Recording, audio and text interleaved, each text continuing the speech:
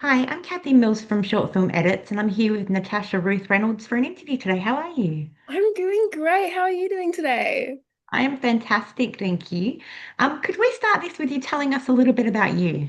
Of course. So, my name is Natasha Ruth Reynolds. I'm a Sydney-based creative writer and producer, mainly working in films or any sort of media. I've recently just gotten into film in the 2021 when I lived up in Muswellbrook and I got in contact with Samantha Dennis Sirhan. And ever since there, I've had my own journey in delving into the film industry. And I'm also someone with a disability. I'm partially deaf with ongoing hearing issues, and that is a very big part of what I would say is my film journey. And I'm a big Hmm, advocate for disabilities and also the LGBTQ plus community. love both of those. My daughter is actually being taught sign language in school as their main based language now. So that's amazing. Um, That's I actually think that's brilliant. Yeah. I unfortunately I graduated in 2018 and sign language was never added to the curriculum of my school, which is Yeah. very unfortunate and I think quite Yeah. rude. But I know all the important ones like beer, thanks. Yeah. Yeah. Yeah, I think it's a very important thing, and I love that it's now part of the school curriculum, that that is the language that people are That's learning. the thing. I love that. Me too. Me too. Okay, could you please tell us about the projects you've been in? So the projects that I've been in, it started with our friend Flint when I was casted as Gwen. And then as filming went through with that, I didn't because I was living up there, my parents lived up there and I was able to get up there. I just started like helping out and I started becoming more into the like behind the scenes aspect on set, being a bit of a runner, an assistant, and helping in any way I can. And I just discovered that I loved it and like really enjoyed it. So I've become more of a production side of that. And then through a lot of like support from Sam, I ended up writing my own short film, Angel. Sam made it with me. It was amazing. And then I was on obviously production for that, and I was also an actor in that, and it was kind of like side by sides, realizing, oh, what parts like do I enjoy the most about this and filmmaking and everything like that. And that I guess inspired me to put my hand out for more production roles because a lot of things are being made in Sydney. And then through knowing people and connections, I got more roles as like I've done behind the scenes content on social media for some music videos. Through a base creative, Olga, she's down in Sydney. She does like a bunch of different things and she's an absolute sweetheart. She's so fucking cool. Oh, I hope we can swear. Sorry. That came out. And yeah, and like I recently did a music video for her. She directed a music video for an artist called Envy Marshalls, who is like the coolest person ever. She's and also so sweet and she's an absolute rock star. And it was such an amazing that video is actually going to come out on the 27th of February. It's going to be so cool. And so I was on tour for that. I was doing a bit of like production stuff. And then as of recently, I went back and wrote my own other short film, which is Auditum, which recently was in the SF3 Film Festival and won runner-up, which is really cool. Amazing. I also know that you do graphic design. Oh yeah, so when I graduated high school and I guess like my career choice was like I want to be creative and like I'll do Hmm. design. That's a job you get paid to be creative for. And so I was doing that and obviously when I got onto Our Friend Flint, Sam needed like some graphics and some like logos done and like some shirts and everything and I was like give me. Like, let me do this. Love it. I even like I made posters for rooms. Like I went really all in on it. And so I've shifted from like being a graphic designer, like that being like the driven point of what I want to do creatively, but I still integrate those type of things into the work that I do now because I'm definitely a visual person, and I understand that like things like get drawn in and like that's how you also tell the story. So yeah, I forget that I do that. That's crazy. I know you did the posters for Electric Blue, the background for those as well.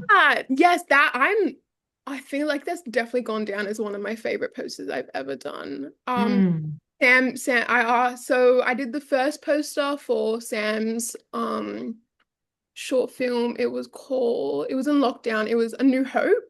And I Yep. just did it real quickly. And then when Sam did Electric Blue, which I was also an actor in, she was like, "Do you want to do it again?" And I was like, "Oh, I've already got an idea. Let me zone in." I had the petrol station, I had a car. Like I drew that's Yeah. all like drawn by hand on my iPad. There's like not like Photoshop edits or anything. And I Yeah. put my heart and soul into it, and I was like really proud of the final product. And I was really proud to Yeah. be a part of Electric Blue, not only as an actor, but also in the production side of it as well. Yes. No, that's so good. I know that you did two night shoots at a 24-hour petrol station in That that was one too. crazy. It Yeah. was so much fun. It was cold, I can tell you Yeah. that. But it was so much fun. The crew, being like Sam and like the actors also part of the crew and like the cast, we were all just like having a blast. And it also had so much room for improvisation. And I was honestly Mm. playing the funnest character ever. Very Yeah. Alexis from Schitt's Creek. I definitely drew a lot of inspiration from that. And Sam was just like, go, keep going, do more. I love it. Keep it coming. And me and her mom were like two peas in a pod. We were having so much fun. She's my best friend now. Sorry, Sam, but like Sam's mom is my I best friend. love your mum. Exactly. Exactly. Yeah. I love that. All right. What's the creative process like for you? Creative process, in regards to writing, um, it's very procrastination, but Hmm. also daydreaming. I'm like at work, I just zone out and I think of things and I just like, and then if something just really like clicks for me, I keep it in the back of my head or I write it in my notes. Yeah. And then I like you just it's like a weird snowball. Like it just kind of like keeps building and building and building. And once you really like look at it and you're like, oh crap, this is really good, that's kind of in the part where I'm like, all right, now we're going to open up the docs and we're going to write these ideas down. And you kind of just like lock in. And for me, and especially when it came to writing Angel and Auditum, it wasn't so much of like, what is the whole story I want to give off or follow. It's also mainly like a specific scene, like a twist or a moment or a shock factor where I'm like, yeah, we're gonna like work off this. And so that's like my main focus. And so it kind of ends up like, how do I get there? Who's involved? Like, how does the scene follow? Where will it be placed? And then I get to that moment. I'm like, all right, now we got to like smoothly conclude it and be happy with that and like make this whole journey worth it, if that makes sense. Because I definitely do think that my two short films have those moments that are like a bit of a shock factor, a bit of a twist. And so that's kind of it. And then obviously as you work on it, you refine, you nitty grit it, and then it just ends up being something that you didn't even expect in the first place. Like my first idea of Angel was not how it finished. Thank Hmm. God for that, honestly. Thank you. Thank God. I guess it's different from script to screen too. Like you get a different vibe as to how you want it to play out on screen than A if you were reading it on hundred, paper. 100%. Like, so I've studied some screenwriting at NIDA and afters, and honestly, all the teachers, the first thing they like taught us was like, there's no rules. Mm. There's no rules to screenwriting. As long as you can get the story there and it's easy to follow and you can like look at it and be like, yeah, we can make this. Mm. Yeah, you've got a script. Like there's no perfect recipe for a script. And that was what it was like with Sam. Like I had this script and I was like, because I just wrote it during lockdown and like when Sam said like, yeah, let's make it, I was like, damn, like what made you think that? But like, no, Sam is a creative. She's a director. She knows a good story. Like when you see it and you think know that it can be made, you've got something there. But it also means that like it's not you got to kill your babies, I guess, like so you got to end up getting rid of scenes, you got to end up getting rid of lines, you got to have that flexibility and not connect yourself too much to it. Um, Mhm. but it's just how things translate. Sometimes you got to kill some hens, you got to kill some babies. Um, Yeah. that's okay because again, we're all like from a creative perspective trying to tell the story. No one's trying to ruin the story No. to tell it, but the translation definitely has to be flexible enough to get there. I If that think makes I sense. think like a lot of people aren't fond of like book to screen adaptations, and I think that is one of the main reasons is because you have to cut a lot. But then things like Heated Rivalry, which, oh yes, great show. I've heard by so many people that they preferred, like the book is fantastic and the adaptation to screen was better in their opinion than the Very, book. very faithful, I feel like, is Yeah. what people like to term. And like I think that's like a really good meaning of like for different types of media. Like books are still like I think very important as like Mm, media to consume. Dare I say, not every book needs to be turned into a movie, but that's no. okay because like some people like don't like books. Like it's hard to find the Mm, time. They find it easier to connect through medias like TV shows and movies. I was a Divergent kid in high school. I yes, I'll admit it. I read those books like twice. Like I loved it, and then obviously I was very excited about the movies, and then I was mm, very let down about the movies. But it's also mm. because like as watching them, I was like, they can't like you just can't turn these books into a 2 hour movie. Like it won't work. And Yeah. that's why I feel like Heated Rivalry works so well is just from the simple fact that it's a TV show. TV Yeah. show adaptations are the cream to the core. Like they work so well in adaptations for books because books are a lot and you Yes. need a TV show to stretch that out. So that's like I think the secret to it now. And that's also why it's so cool to see a lot of like Netflix and streaming services, if they're gonna do an adaptation of something, make it a TV show. And that's I it. agree. I mean, I'm not a big book person myself. You will find two lots of books in my house, Heated Rivalry and Heartstopper. Both beautiful adaptations of books onto Oh, screen. I love Heartstopper. That is one Me of too. my favorite series at the moment. I Hmm. bless and the Netflix series, perfect. I'm very again someone who was traumatized from the Divergent series. Oh, Really watch Heartstopper. Have Alice Oseman made, I think because they were part of that whole thing, they made it more closest to the book than they could, and it was amazing. Like scene for scene in some of them, like you don't it want was to so piss good. off fans in this day. You don't want to piss off fans. They learned that the hard way. They did. They really did. But I haven't read the Heartstopper. I'm sorry, not Heartstopper. I've read them many times. Heated Rivalry. I haven't read them yet, but I purchased them. So I'm like, I'm gonna get into that one day when I've got the chance to just sit down and read them. But Maybe there's they a should make it into a comic book. Make it a mm, bit easier. graphic novels. I'm all for graphic novels. Okay. What inspired you to write Angel? Ah, yes. I almost answered that before, but I was like, I knew the question was coming up. Yeah. So, I it's like on that little snowball thing, like I said before. It's like one small idea turns into that. So it was 2021 lockdown. I was living at a home for the first time. And I was just locked away in the house. I was just consuming a lot of media. And then I also was like with like our friend Flint, and I was also in TAFE at the time doing graphic design.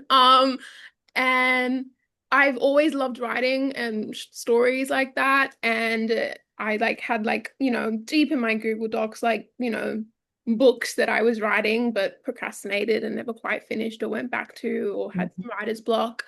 And like a part of me was like, why am I try just writing a script?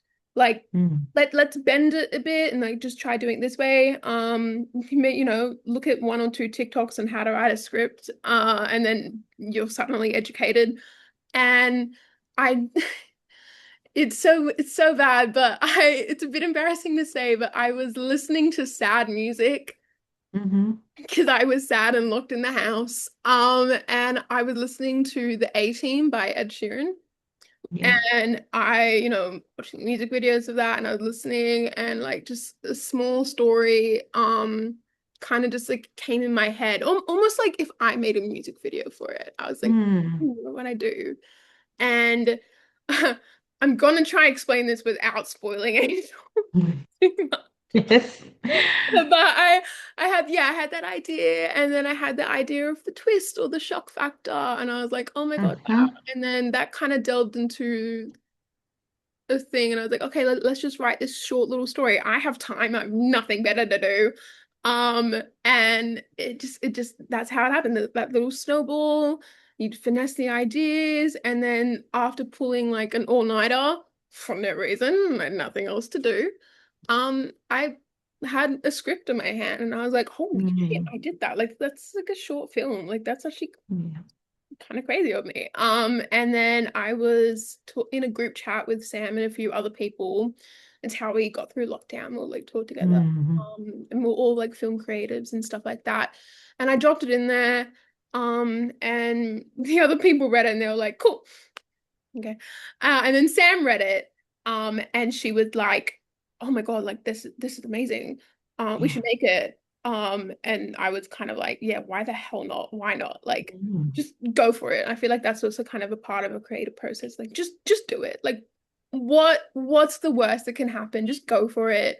And then as we were locking down the whole, oh, we're actually making this a thing, that's also when a part of the creative process came into, okay, I've written a script that is involving pretty serious stuff, and I Yeah. really wanted to treat it like as serious as possible, like Mm. especially because like the message behind it would Mm. be so impactful, and if it done the wrong way, it could hurt somebody, and that was really important Absolutely. because Yeah. mental health and that kind of stuff is another thing that to be a big advocate for. Mm. And yeah, it was literally just about small fine tuning. I'm someone who is like, I think for the creative process, it's all about the fine tuning. And like there's that saying or it's like just do it, you can make it perfect later. And I feel like that's Yeah. I feel like a good emphasis on the creative process. Like just do it, just go for it, and then fine tune it. You can make it perfect later down the track or as you go. Yeah. And it's probably it. Yeah. Well, there is definitely a shock factor. And the only spoiler I'm going to give is make sure you have tissues. That's I was not prepared and I did not have tissues. Um, so, but thank you for the cry. I, there was a Go ahead, lot of Aaron. crying. There's nothing wrong with that. No, but for everybody who's watching this, I highly recommend going to see that. I will do a post with the link to the short film afterwards. Bring tissues, bring tissues. Um, but it's a beautiful, beautiful story, and like you said, it has a very deep and meaningful storyline, and I think it was done right. Um, Ew. because I Yeah, know a lot of things in, especially in that aspect of, mental health, if it's done the wrong way, can be very negative. yeah. And I mean, if anyone does go to watch it, it is on YouTube, and obviously like a trigger warning. Mm. It's on the themes and topic of, sorry, there's a noise outside. Themes of mental health and suicide.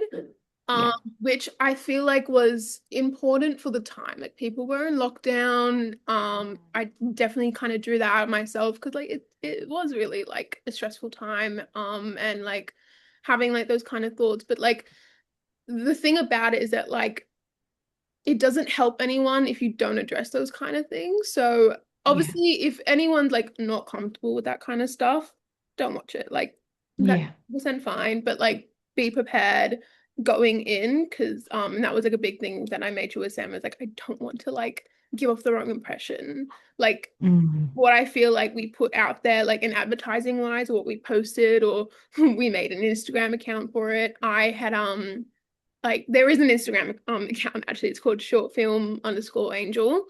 Yes. And I did a whole bunch of posts with as much information as I could about like mental health resources or statistics Oh, or like good. stuff like that because like educating is important, especially when you have topics as serious as that. Like you can't just Yeah. use mental health or suicide as just a shock factor No. and think No. that like okay, like people are gonna like take away what I mean by that. It's like no, like treat it as serious as it is.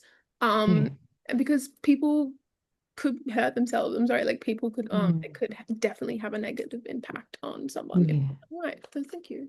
I mean, thankfully, that's not a trigger warning for me because I wasn't prepared going in, but I will definitely put a trigger warning. It just set off emotions, but that's okay because it's something that you should be sad about, and it set off that right emotion. So, yeah, it's fantastic. Okay. In Angel, you had no lines and had to communicate using only body language. What inspired that choice, and how do you think it made a difference to the story? So I again that coming back to that fine tuning, I was like writing the script and as I was doing it, like writing, because it really just has two characters, Mm, going back and forth. As I was writing it, it kind of dawned on me and I was like, it feels like Oliver, the male in the story, is kind of driving the conversation. Like he's out like mm, just asking questions and she's just answering, and that's kind of it. And then put on top of that, how I guess the original idea was coming off if I was directing a music video. And in music videos, you don't really have lines. You don't no. hear them say that. And so as I was writing it and envisioning it and doing all that, I was kind of like, Angel's not saying anything. Mm, Or she doesn't have much lines. And I then I was kind of like, go for it. Why not? Like, why not just not mm, make her have any lines? Like, just make her kind of mute. Also, there could be another layer about that, not being able to speak and everything, and it all just kind of like snowboard. And I'm there like, oh my God, I'm a mad genius. I'm like, whew, the ideas. Oh my God, I'm so smart. Like, and then like you just commit to it, and then obviously the final thing, I was like, wow, that was a pretty smart choice.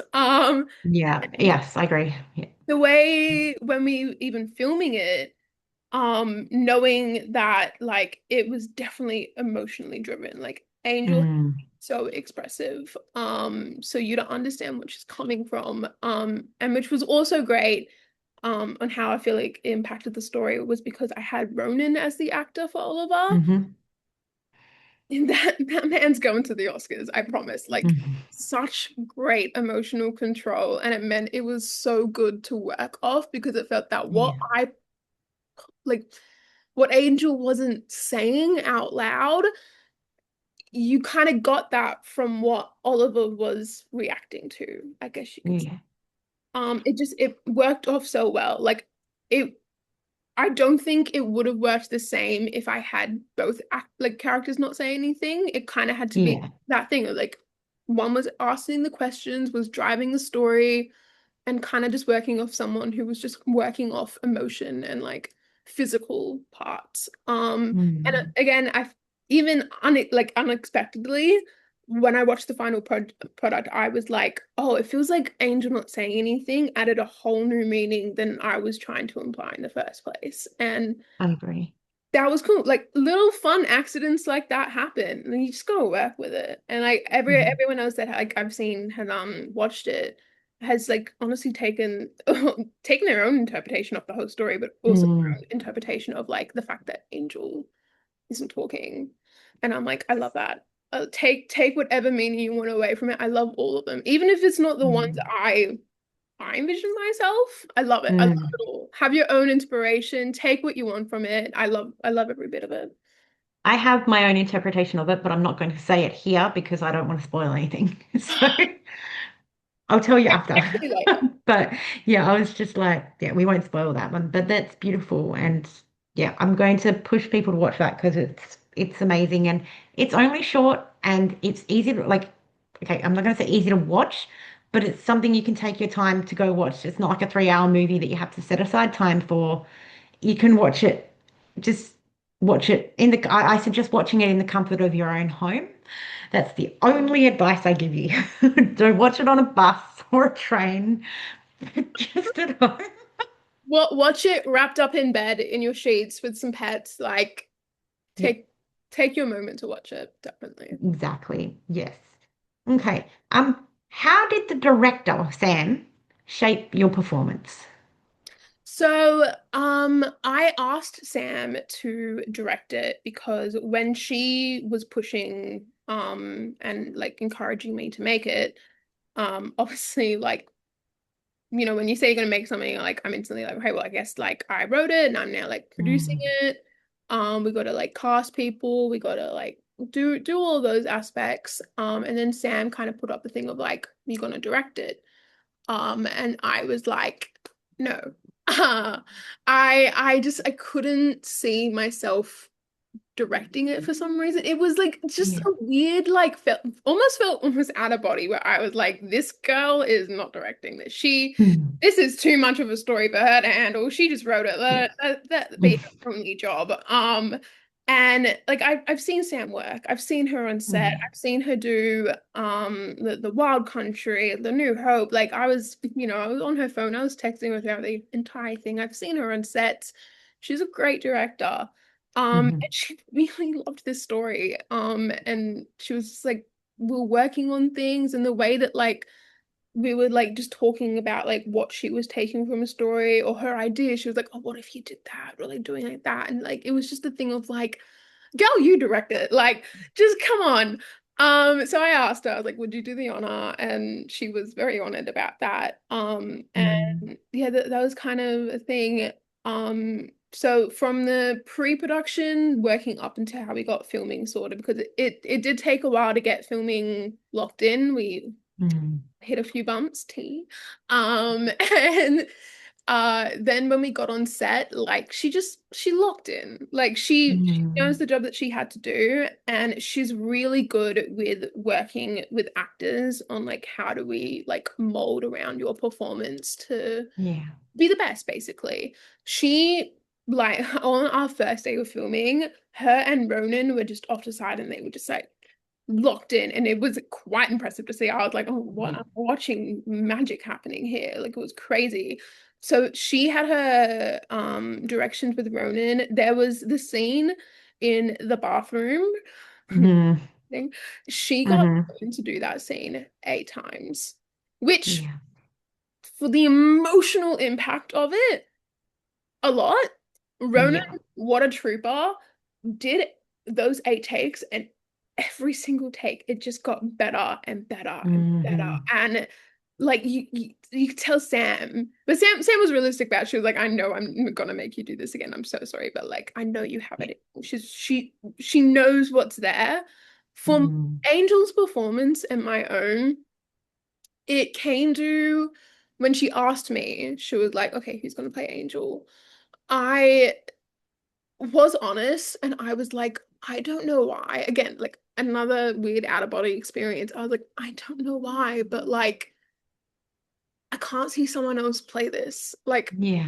so when I was writing it and envisioning it, I saw myself in that position and it just Yeah. felt so weird. And I was like, I don't know if I want to like cast someone and we Mhm. make it. And I would hate if like I look back on it and I feel like a weird resentment if like Yeah. I don't like, and would hate to put that on another person. Um Mm. and I guess I pulled a selfish and I was like, I'm gonna cast myself. Um Well, and at the end of the day, you know the story best. You know you and wrote it. exactly, like there's nothing Mm. wrong with that. And it purely came from a point of like, I just want to do this the way I Yeah. envisioned. Not that like no one else can do the job, but like it No. was just, yeah, it was just that mindset. And Sam took that when I told that to Yeah. her. So when it came to filming and like she was giving like Ronan direction, I went up to her and I was like, hey, give it to me, Sam. Like what do you want me to do? And she goes, you do whatever the fuck you think you need to do. Because she Yeah. that I just knew, like I knew like my own direction, and she was like, "We'll work off it. I got you. Mm. Like, just do what you think is going to happen. We'll work all through it." Like, but also, when she didn't let me to do F all. Like, I didn't prance Yeah. around set like a fairy. But like, when it came to scenes, like, should let us do a take, and then when it came to like the direction after that, it was a lot of, "I see what you're doing. Mm. Maybe try it like a little bit like this. Like, let's work off what I'd already put there." And that's Mm. good because it was also like another form of encouragement, because obviously like when I'm there thinking like, is this coming off right? Like, is this like the way like I think it's happening? Like, I can't see my face, is the expression right? And like Sam's like, "No, Mm. I see what you're going for. We can build this. We can do 8 takes. We can Yeah. do 8 takes of this. You got it in you." And so it was just, it's really encouragement. And that's when it comes for a performance, especially if you like feeling a bit anxious about it, like Mm. encouragement is possibly the best direction. Yeah. Yeah, because Yeah. everyone's trying to be creative, everyone's trying to push for the right thing, to do the right story and like give it the best performance ever. And don't dismiss any ideas. You just got to encourage, and you end up getting the best thing performance out of everything. So I definitely Yeah, say it's like working on each other's strengths as well, and exactly. it turns into like because you wouldn't see it from a director's side, and she like it's as a director you need to try and see it from the crew side and the cast side as well. So you just need that. Obviously, the director's there for the guidance, so you need okay, we thought that looked great, but they know how to make it into a film rather than just saying lines and acting it out. Directors mindset, and this is like also why I didn't want to direct it. I was like, they work differently, like their mind Mm, is like on a different scale, and you just gotta let them work, let them cook. Like, yeah. that's all you gotta do. And like, yeah, it's collaborative, it's taking everyone's artistic nature into account, and you get something really beautiful out of it. Yeah. I mean, you know the full picture because you wrote it. But a lot of actors go in and yes, they get a whole script, but the director has to be thinking about the entire picture the whole time. Whereas an actor, you know the whole picture, but you don't need to worry about the whole picture all of the time, so And that was definitely it, like especially when filming it, it's like, I mean, actors are also a whole different mindset on their own. Like yeah. I'm not like an actor like that, and I give people who do act full credit, because like the ability to get into mindsets and like study scripts and like get in your head, do all that, like not these brain cells. No, no, no. But I like, it's really inspiring, and it's a lot of like when you're on set, you gotta lock in on the moment. Like, you're that character, you're there in the moment. The director's kind of just like guiding it and flowing it. So it's like all these mindsets working, but it's almost like a weird hive mind where like they just connect and things are Yeah. happening. So you got to worry about that one part. I'll worry about this. I'm just gonna Yeah. make sure you get there, and it's fun. Yep. That's great. Yeah. It all turns into magic afterwards. Okay. Without any spoilers, don't know how we're not supposed to spoil this part, but which scene meant the most to you? Theme meant the most to me. Um, at the start, it was definitely, I think, just like the awareness of mental health and suicide. Like, that was, I guess, what was driving it. Yeah. But, you know, as life happens and the end product comes there, what, like, I think the biggest one for me was just simply the like connection between people, and just simply Yeah. and making people know that they are wanted and loved, and that like you're there for each other. And I feel like that ended up being like the biggest part for me, because like you feel that want to be Mm. wanted Yeah. and loved, but also that need to make sure that like the people in your life, like, you love them and you're there for them. So I would say like that was definitely the biggest theme takeaway for me, again, Yeah. unexpectedly. um Mm. but I'll take it. I'll 100% take it. Yeah. I mean, I got it as, obviously love and things like that, but it's just like you just need someone to understand you. You Exactly. just need someone to realize that you're going through something, even if they can't. completely be there for you all the time. You just need somebody to understand and Yeah. try to be there. Like Mm, like the great Amy Winehouse once said, sometimes I just mm, need a friend. And I really think that's impactful. yeah, exactly. Absolutely. Okay, can you please let us know how working in the film industry with a hearing impairment has been for you? So for me, as someone, so I'm partially deaf, and I wear hearing aids. You can't see them, thank God. And I feel like the honest answer really comes down to working in the film industry in a like production side, like getting a job like in the crew and everything. Um, not coming from someone who went to film school like full time, like I've studied short courses at like NIDA or afters. Um, coming from someone trying to navigate it, just in general, it's hard to navigate. It's weird, like things don't work like a usual job. It's a lot of like networking, you gotta know people, you gotta have experience, and just like I know people in general.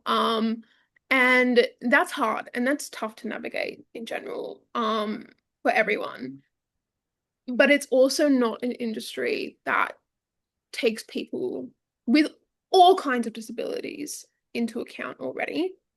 Um, and that can be very daunting.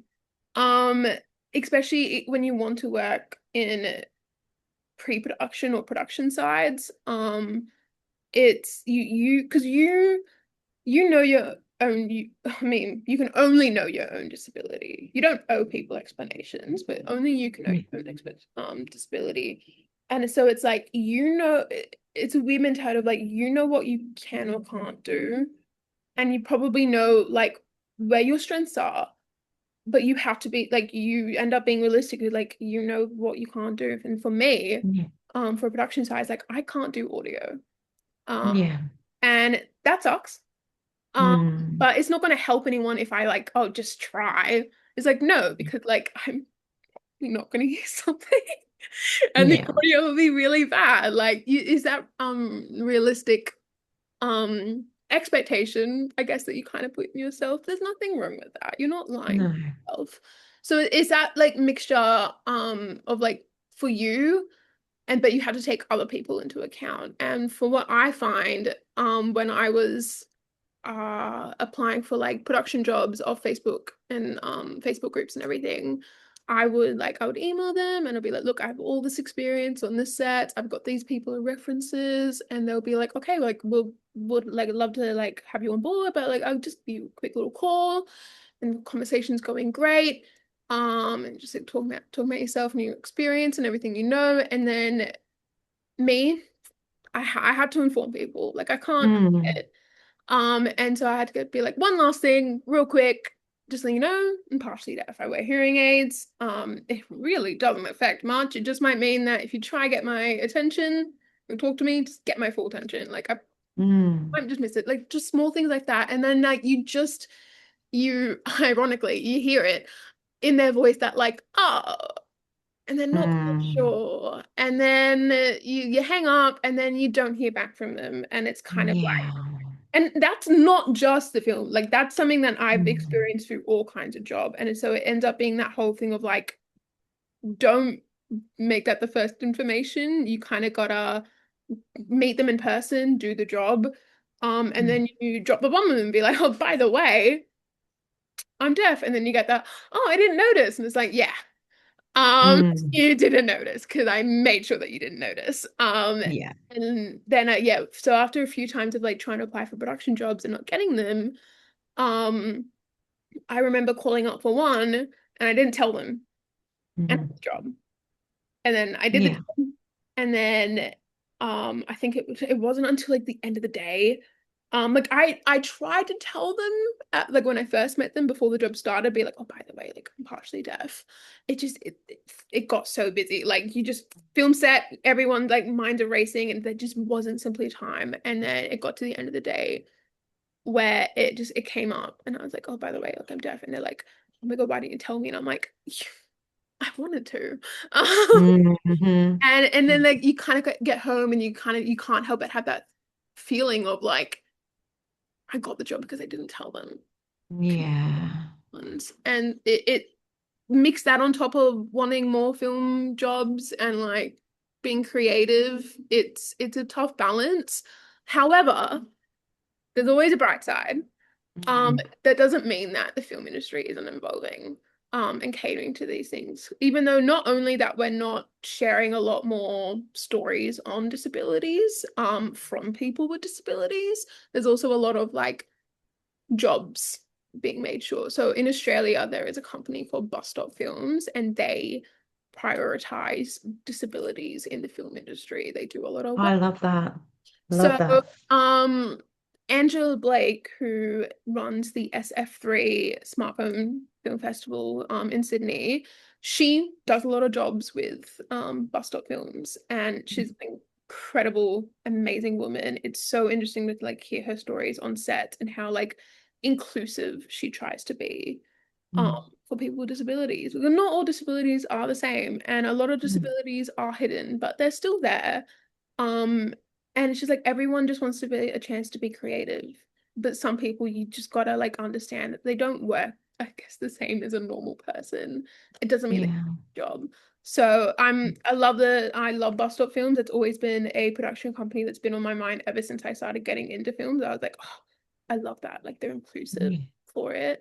And the people who work for them are like some of the loveliest people ever. And so it's stuff like that, like knowing that you don't have to navigate this industry alone at all. Mm.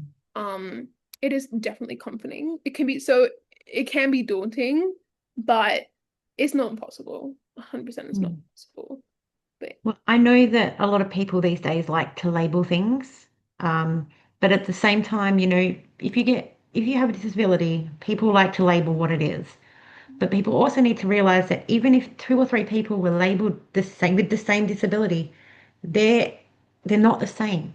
Like no, your hearing impairment might be a little bit less than somebody who is labeled the same, but with a different type of hearing impairment. Like they differ. So not everybody is going to be the same.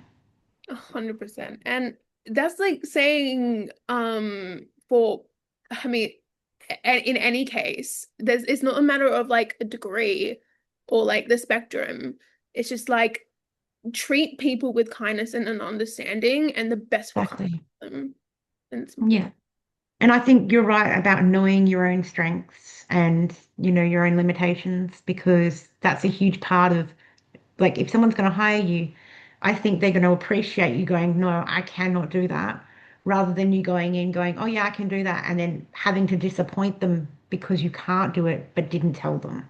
yeah, Like, I'm all for like giving everything a good crack. Trust me, and I mm, love that. I love that. Like have that positive and optimistic to just try new things. yeah, it's great. But I do know where my limits are, and that's how the audio thing came up, where it's like someone needed like me to fill in and help for audio and like with the boom mic and stuff. And I was like, look, I can hold the boom mic, great, like I'm mm, and stuff. But like, um. But she was on like listen to it and I'm like, no, like I'm sorry. Like I really want to give it a try, but we are on a hot set right now. We don't have time.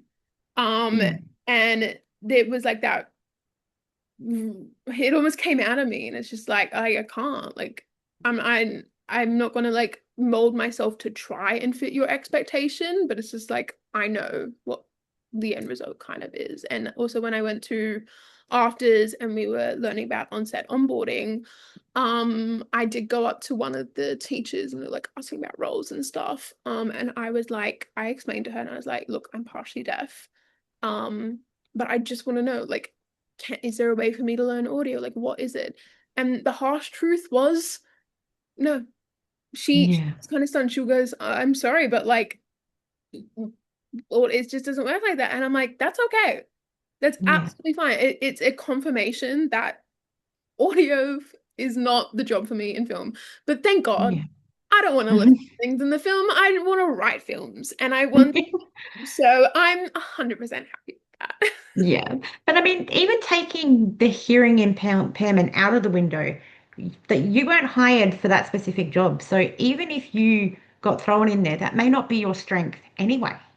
Even if you didn't have a hearing impairment. So for them to to say, oh, we need you to do this. What if you didn't know how to do that? What Yeah, if you know? So I think there has to be a flexibility either way. 100%. I mean, everyone on set, like I've worked on many different sets and everyone's got flexibility, but everyone's Mm, realistic. And yeah. that's what everyone needs to be able to do. So go Yeah. for it. Okay. All right. Your new film, Auditum, won runner-up at the SF3. How did that feel for you? Uh, um, honestly, a little bit of, like a little bit of imposter syndrome at the start. I Hmm. can't lie. I'm someone who I'm pretty terrible at giving myself flowers. It's something I'm Mm, working on, trust me. So definitely at the start, it was like this whole like, oh, it's not real, that's a joke. Like I didn't actually deserve it. Like 100% like can't lie, that's what I was thinking. But I mm, just found that like the more people I told, and let them know about that, it's like the more you say it out loud, it's like, oh, that happened. Runner up. yeah. Like, yeah, it wasn't the big one, but runner up. Like you close like there were 22 short films selected for the mini finalists. Yeah. And you kind of like it again so like when the more you say it out loud, it's like more real. You kind of got to take that moment and like realize how real it is, and then Mm, enjoy the fact of like when I first started it, I didn't see this coming. I just wanted to make my short film and like see where it went, like just kind of go for it. And then obviously, mm, yes, at the end, I was like, so they screened all the films and then they invited everyone up who got selected.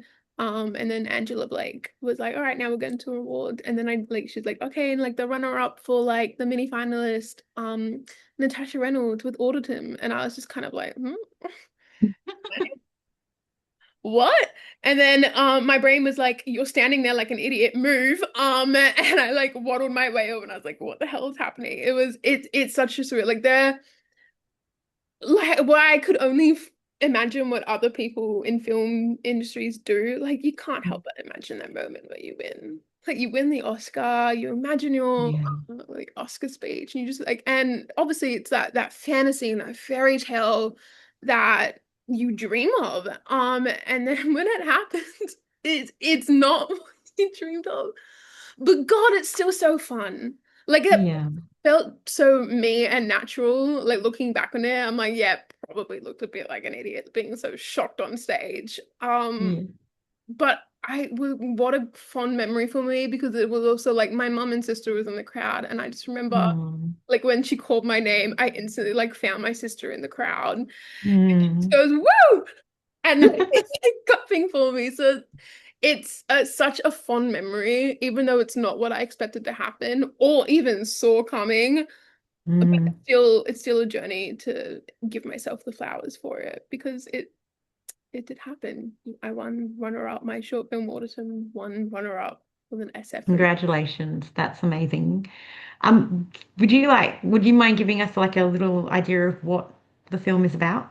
Yes, absolutely. So it is about deafness, Hmm. and the name auditum comes from a Latin word that means the act of hearing, basically.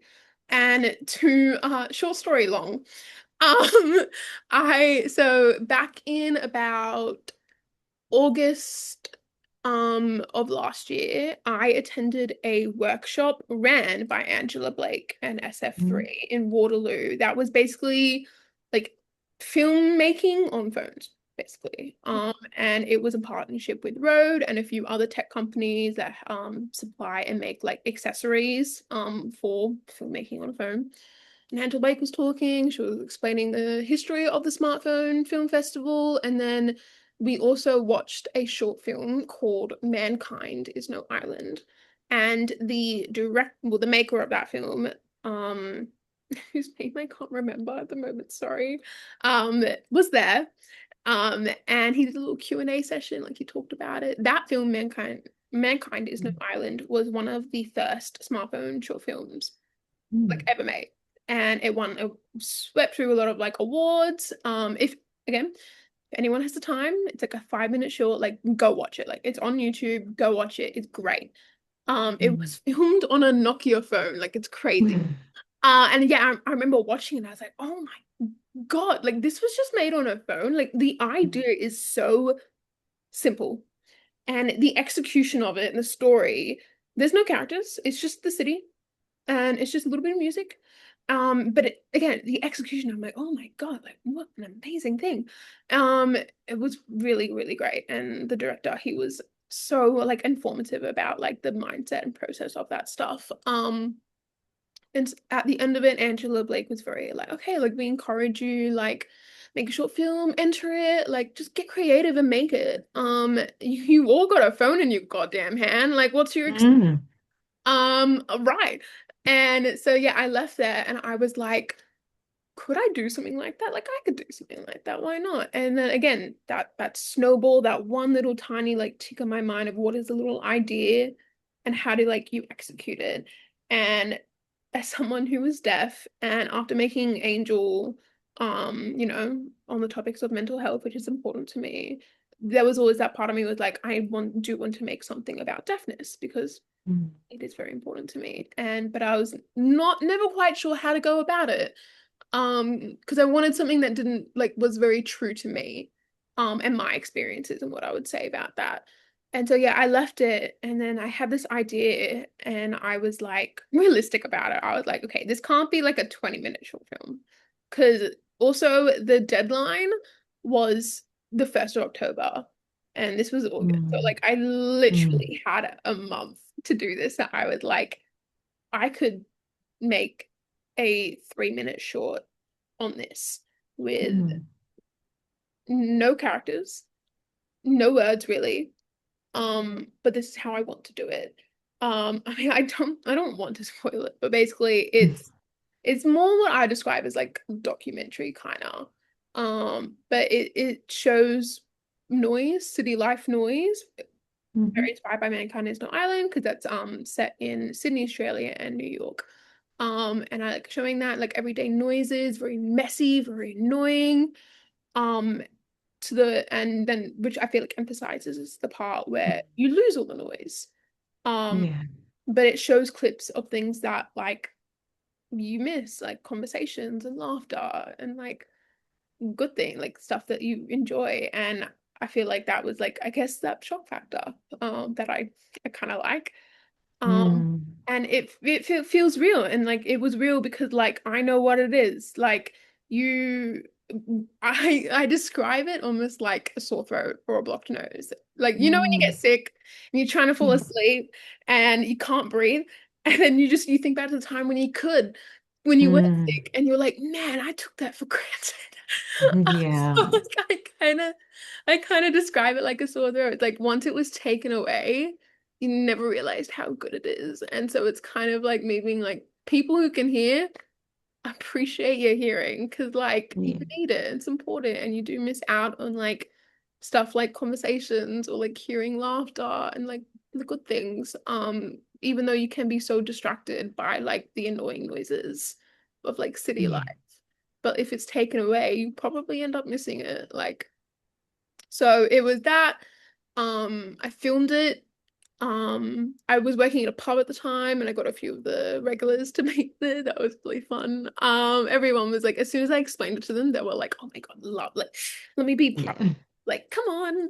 And yeah, you film like the city life. And I got all the footage that I wanted. And I even edited it on my phone, which says a lot Okay. because editing is not my strong suit. Like one thing from Angel was I don't like post-production. Like Mm. I just want to write it, I just want to make it, and then after we filmed it, just want to make it someone else's problem. Like I don't Yeah. I don't want to touch it.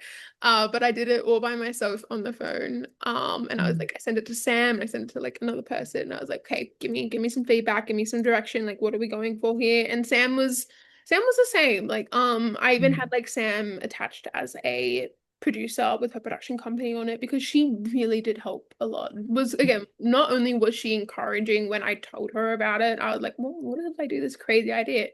She was encouraging and she was like, no, the story is like your idea is like really good.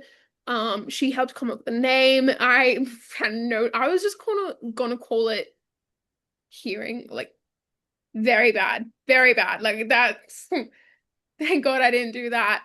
And like she helped come up with the name, and so she was definitely on board and almost like a director again. Like she Mm. was like that thing of like, I see what you're doing. I know how we can elevate it just a little bit in like that direction. So, and it was kind of like being back in the angel seat again. I'm like, oh my God, like we're back at it again. Like our minds are just like working the same and we know what we're going for and we like click off each other. And then yeah, and then you make it and then I submitted it. And then as the story goes, yeah, it got selected and got screened and then here we are. I'm pretty Amazing. it I was, love that. it was amazing to see it in the cinema as well. I watched it on my phone when I was editing it like millions of times. And yes, I was like, oh my God, what an amazing like shift from like noise to silent. And I was like, I'm a mad genius again. But in the cinema, it was at the Chevelle Palace, which Mm. has closed now. Like that screen Oh, was the last thing ever screened there. Um, wow. really beautiful theater. Yeah, and sitting there and like what like when it came on, I was like, oh my God, it's my one. My mom was there and I'm like, this is my one. And she, yeah, like watching it, like I knew what was gonna happen and Mm. we're coming, and then like when it cuts to silent, like I felt my heartbeat and I was like, it was definitely a feeling that like I wish I could relive. Like though it was so crazy. And like after a few clips, like you just start hearing people in the audience being like, oh, oh, and like they caught on. Like this Yeah. wasn't a manufacturer issue. Like they didn't cut the sound out. It wasn't technical difficulties. It was Mm. purposeful. And then after the event, I was talking to like Angela and a few other people who run the festival, and they were like, the execution was it Yeah. was there, and I was like, that's all I was aiming for, like that execution to get my point across Mm. worked. It And just shows that everything you do and the meaning of it made an impact, and that's what you want. exactly, and Mm. that's like another thing where it's like you can't be too hard on yourself. Like once you have a vision and you know that it's like true from your like perspective and your inspiration, you know it's gonna work, like something in you, because you're the one delivering it, Mm. and it people are gonna clock onto it, and it's really cool to see. Like going back to Angel, even even if it doesn't go global, even if it helps just a small amount of people, it's worth it. 100%. Yeah. That was also a part of like Angel's journey as well. Like film, I keep in mind, like I've never made a short film before. I've never Mm. submitted to short film festivals before. It was very much a learning experience and trade it for the world. Um, Yeah. and film festivals, rough, like Mm. expensive, very expensive. And like I submitted it into a bunch of short film festivals, not on the mindset of like I want it to be selected, because I guess like a complaint or tea about like short film festivals is that like they tell you that they'll give you feedback. Like they'll be like, oh, like even if we don't select it, we'll give you feedback. And then when they don't select it, you get that message of like, unfortunately, due to the number of selections, we're unable to give you feedback. And it's just like that, like, oh, like I Yeah. just want like why did you not select it? Mm. Number of reasons. But you can't stress yourself too much on it. And then so I guess after about a year of I guess a festival run, me and Sam had a screening of it up in Muswellbrook, thanks to the Muswellbrook Cinema. And then we put it onto YouTube. And then literally everything that I wanted came from that. Like people from all over the world were like watching it and like messaging Sam and telling her how, and I like every time I'd get like a message from Sam of a screenshot of someone's like text about Angel, I'd just be like, oh my God, like they watched it. They took time out of like their life to watch my short film. And then they took more time out of their life to text and get in touch about it and gave so much feedback. And like all when you read like what they took away from it and their interpretation, it brings honestly such a really good feeling about it. Yeah. It means that like that wanting to make a connection, um and send a message, it's happening and it's true and it's real and it's like it's a really good feeling. And so even though Auditum isn't on YouTube yet because I I submitted an SF3 and I was gonna release it, but then Angela and some other people were like submit it to like some other ones, like let it have a run. And so it has been selected into some other short film festivals, a few deaf ones as well. If it doesn't get selected, I don't care because I know Yeah. it's got to come onto YouTube and a bunch of people will go and watch it, and that's like all it is. Like sometimes I feel like, at least for me, the I guess like the recipe people think it is about making short films, but you got to make it, you got to have like submit into short like film festivals. Mm. Again, like script writing, there's no right way. You can do whatever you No. want. I like sometimes just making something, putting it out there is all it's needed. And Um, sometimes that's all that people want. Sometimes people don't want to go into festivals. They just want to create something and put it out there. exactly. And it's also about like accessibility as well. Yeah. It's like reaching an audience, sometimes you gotta not do it the, I guess, traditional way. Like I feel like the Mm. audience that I wanted to reach for Angel was kind of right there all along. I just needed to put it on YouTube, but I didn't know that at the time. And that's fine, learning experience. Yeah. For Audition, it will probably end up being the same, but I won't know. And I'll get there. We'll cross that bridge when Mm. we get there.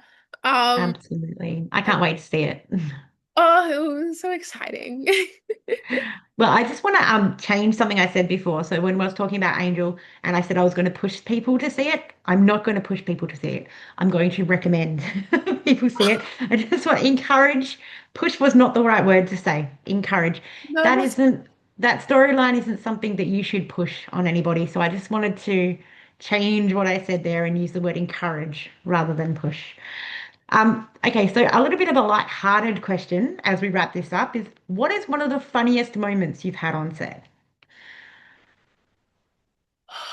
ooh, I would say, okay, for Angel, because we were very guerrilla tactic, I would say. Like we were like idiots. Like we were just running around Sydney with a camera in in angel wings, looking a little silly. Um, you get looks. You get a look. Yeah. Yeah. And Yeah. that was gonna happen, and I was all right to deal with that. Um, Mm, so it wasn't much of like a specific moment. I feel like just the whole thing was just kind of funny. Like you'd be doing a scene, maybe with a bit of emotion, and then you just like kind of look to your side and there's like these random people looking at you. And it's hard to kind of keep up the performance because you're like, oh wow, like you got an audience here. It's kind of funny. mhm, It was great. Like there was a moment where I can't remember where we were in filming it, mm. but it was no, I it just came to me. We were at a fountain in Sydney, and it was important because our DOP Sandon was going a bit fangirl about it because it was apparently the fountain in the Matrix, Oh. something like that. I don't know. And feeling there, and because it was Sydney, it was nightlife, it was the weekend, people were out. Mm, And these guys came up to Sam because me and Sam were pulled to the side and we were like going through the script. We were blocking the script actually, but I remember because we were mm, like right near the fountain. And these like, guys came up to us drunk. They were drunk. mm. And he like looks at like Sam's got her like little clipboard with the script on it. And he goes, oh, what's all this? Like he comes in and me and Sam kind of just like let it happen. We're like, well, what the hell? Like what's happening? And then he grabs her pen and then he signs it because he thinks it's like some sort of like when people like go out and they're like, oh, we're trying to like do this, we need signatures for your oh my Oh, just went out we need some signatures can you like do it? So he thought it was that, I don't know what, but so somewhere, because I know Sam still have it somewhere on Sam is the angel script with a random guy's signature. It's pretty that's funny. funny.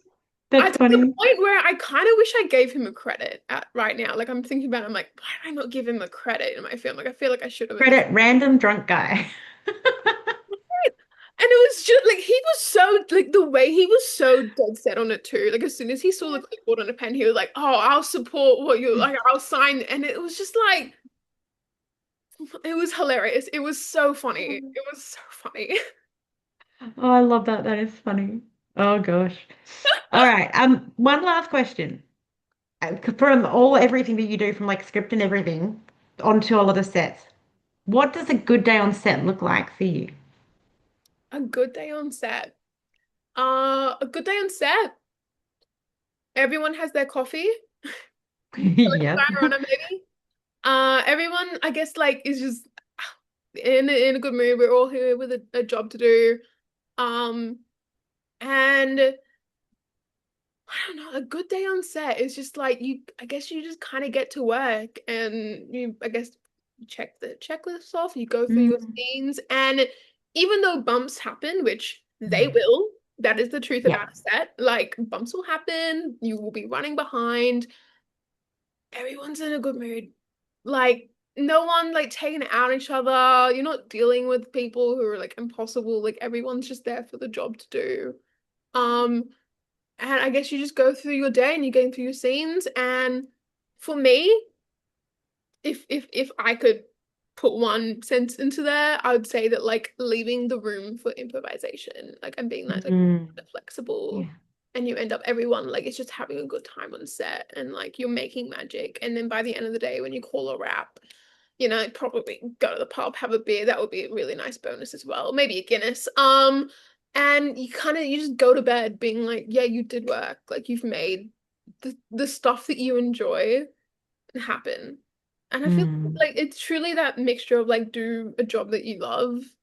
I feel like it's truly that, and that's a good day on set. But even though bump happens, even though things may be caught on fire, maybe someone's running late, like it's all good vibes. Good vibes is mm. all you want, and that's the magic, I'd say. That's a good day for me. You can't get too in your head about these things on set because otherwise it just puts the pace out completely. Exactly. And I feel like if you get too in your head and like, I guess intense about things, like that's gonna show. Like it's Mm, gonna come through.